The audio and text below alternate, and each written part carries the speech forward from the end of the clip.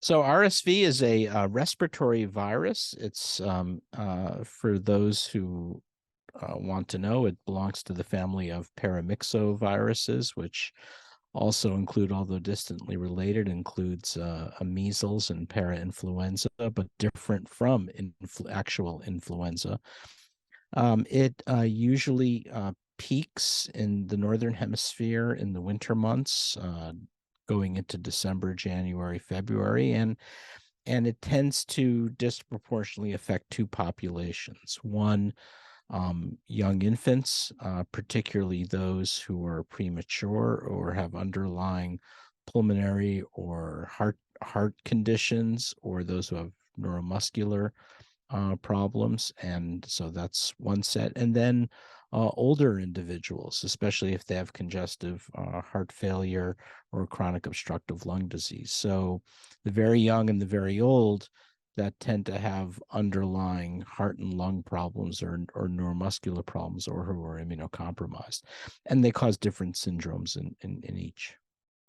The problem, of course, this time of year now, pediatric emergency rooms are getting flooded with patients, kids with RSV, and the reason that's happening is it seems to be the peak seems to be happening much sooner than we ordinarily expect. You usually don't see it in the fall, it usually as we get closer to the winter, but it's happening earlier this year, possibly because kids have not been in contact with one another for a couple of years because of social distancing or masks, and now they're getting exposed either oftentimes from their siblings who are school age. So a typical scenario would be a 6, 7 year old child might get RSV, and that child might manifest as a cold and a cough, sick, but not sick enough to warrant seeking medical attention, brings it home to the young infant, especially the infant who's compromised, and then that's what sets off things. So that's one possible scenario. And again, among older individuals, it can cause pneumonia, and it's very hard to distinguish that from influenza or COVID-19. Well, I think there's a couple of things. I mean, first of all, this is a virus that's transmitted most likely by droplet contact, similar to influenza, rather than a true airborne respiratory virus, rather than a true airborne virus like COVID-19, through droplet contact, people who sneeze or cough, and the droplets are on the surface, and then you pick it up from your fingers and you introduce it into the mucous membranes of your nose or mouth. So hand washing is really important, and wiping down surfaces, I think, would help as well. And wearing a mask, could be extremely. This is an example where wearing a mask could be extremely helpful.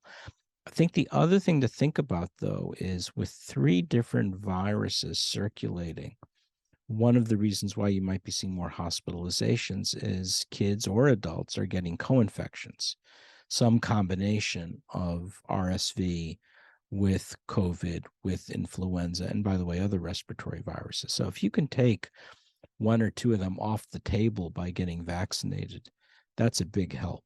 You'll know is that you or your child has a respiratory virus, and it's really difficult on clinical grounds to know whether it's flu or RSV or COVID-19. And as I said, if you have a young child, an infant, especially this time, you want to have a plan with your pediatrician ready to go.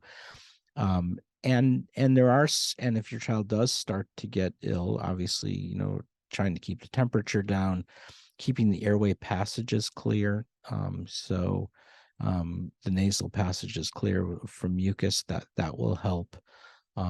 Certainly cool mist vaporizer, not warm mist, cool mist vaporizer.